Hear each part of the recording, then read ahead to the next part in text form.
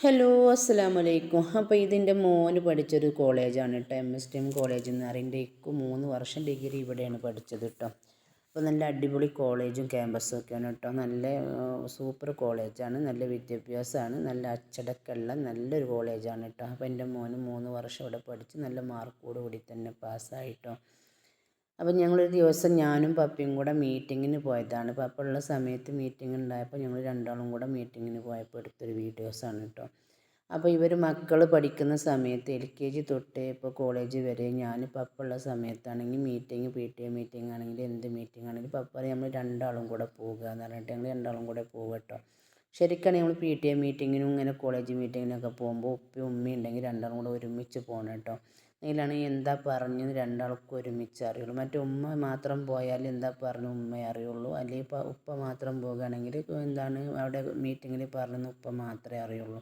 അപ്പോൾ രണ്ടാളും കൂടെ ഒരുമിച്ച് പോകുമ്പോൾ നമ്മളെ മക്കളെ പഠനകാര്യം, നമ്മളെ മക്കളെ കുറിച്ചുള്ളതൊക്കെ നമുക്ക് സ്വയം നമുക്ക് കേട്ട് രണ്ടാൾക്കും നമ്മളെ മക്കളെ കുറിച്ച് മനസ്സിലാക്കാനും അവരുടെ വിദ്യാഭ്യാസം മാർക്കിനെ കുറിച്ചൊക്കെ നമുക്ക് ഉപ്പാക്കും ഉമ്മാക്കും ഒരുമിച്ചിരുന്ന് മനസ്സിലാക്കാൻ പറ്റും കേട്ടോ. അപ്പോൾ നമ്മൾ ഈ സ്കൂളിലാണെങ്കിലും കോളേജിലാണെങ്കിലും മീറ്റിങ്ങിന് പോകുമ്പോൾ ഉപ്പയും ഉമ്മയും ഉള്ള മക്കളാണെങ്കിൽ ഒരുമിച്ച് പോയിട്ട് മീറ്റിംഗ് അറ്റൻഡ് ചെയ്യുക. അതാണ് ഒന്നും കൂടി ബെറ്റർ ആകുക കേട്ടോ. മറ്റേ നമ്മൾ വന്ന് ഉപ്പനോട് പറയുമ്പോൾ അത് അത്രയ്ക്ക് അങ്ങോട്ട് അവർക്ക് ഇതാവില്ല. നേരെ മറിച്ച് ഒന്നിച്ച് മീറ്റിങ്ങിന് പോയിട്ട് നമ്മൾ കേട്ടിരിക്കുമ്പോൾ അത് നമുക്ക് മനസ്സിലാക്കാൻ കഴിയും. അല്ലാതെ നമ്മൾ ഒരാൾ പോയി വന്നിട്ട് പറഞ്ഞു കൊടുത്താൽ അത് എത്ര ഉണ്ട് അങ്ങോട്ട് മനസ്സിലാവുമെന്ന് പറയാൻ പറ്റില്ല.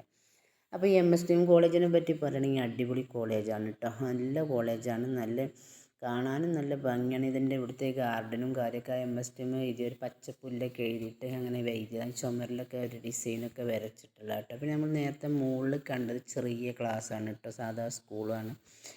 അപ്പോൾ വീഡിയോ എത്ര ഉള്ളൂ കേട്ടോ. അപ്പോൾ മീറ്റിംഗ് ഒക്കെ കഴിഞ്ഞ് നമ്മൾ മടങ്ങി. അപ്പോൾ വീഡിയോ എത്ര ഉള്ളൂ, എല്ലാവർക്കും ഇഷ്ടപ്പെട്ടു എന്ന് വിചാരിക്കുന്നു. അപ്പോൾ ഉള്ള സമയത്തൊരു വീഡിയോ ആയതുകൊണ്ട് എനിക്കിത് ഭയങ്കര ഇമ്പോർട്ടൻറ്റ് വീഡിയോ ആണ് കേട്ടോ.